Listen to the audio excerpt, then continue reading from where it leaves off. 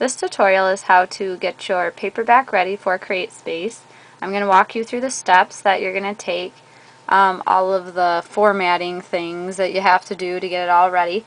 The first thing I'm going to show you here is I have my markings on, which if you go to the Home tab and then click on this button right here, it just kind of gives you an idea of what you've spaced, what you've hit enter, or all your tabs and all your marks you've made on the document. So as you can see, there's a lot of like random tabs and things I made on this document that's really old. So we're going to get it ready. First thing we're going to do is we're going to justify it.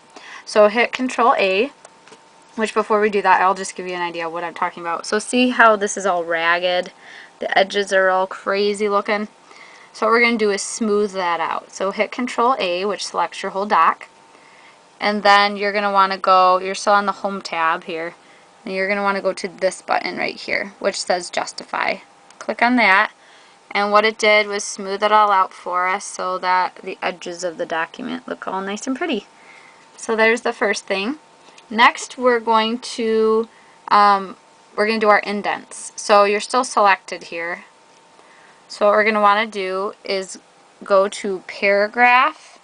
Let me let that focus. And then you're going to click on this little tiny box. And when you do that, you're going to hit Special, First Line, and then you're going to want to, I do usually 0.4. You can do 0.5 if you'd like. It's up to you. So I hit OK. Now what that does is it gives us automatic indents. Now with Kindle publishing, if you don't do it this way, it will not work. Your indents are all missing. So with paperback, I just do the same thing just because it's simpler and it does automatic tabs for you. It's easier if you start off writing that way and doing your indents. That way you don't have to do this later. So what we have to do after that is get rid of all of these marks. See how I hit enter or tab or something? That's what those little tiny arrows are. So we have to hit backspace and get rid of every one of those so it's right. I'll let you do that because that'll take a lot of time. So we're not going to do all of that. But next we're going to do getting our document ready for our page numbers. So what next we do is we have our title here, and we're going to click just under the title. And this part's really important to do it this way, because if you don't do it this way, then your page numbers, it's not going to work the way you want it to. So we'll go to that, and then we're going to go to the top here, and we're going to go to Page Layout. Click on that. Now what you're going to want to go to is Breaks, and click on that, and then you're going to want to go to Next Page. Okay, so we got that. So we got our title here. Oh, I keep forgetting to do this. Alright, we have to center this. Sorry. So backspace that sucker. Get rid of all your indents because you don't want to do it this way. You want to select your title and then go back to the home screen, and then you're going to want to center this thing. Now the problem with centering it like that is you have to make sure this arrow right here is lined up with this all the way to the left. Otherwise it will not be center in the document. Okay, so we got that. Next we're going to do our copyright information on the next page, which do not use a font this insane because this is silly looking. Now we're going to just go to Times New Roman and 12 count, and then we're going to do the same thing where we just center it and make sure you pull that arrow back over.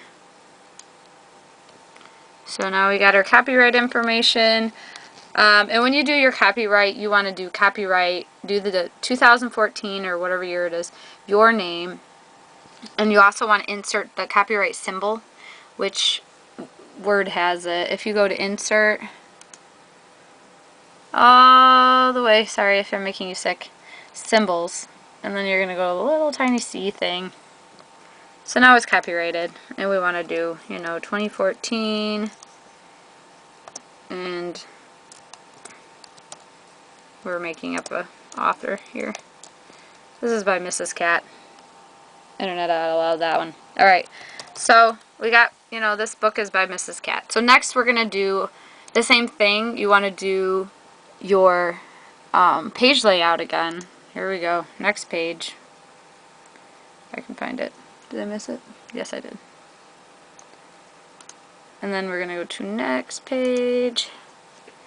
Okay, so now we first have our title, and we have our copyright information, and next we have the title and the author's name again. So what we're going to do the same thing, you know, this font is really weird. I don't know why it's on this font. It's just what I had it on apparently at the time. We're centering you.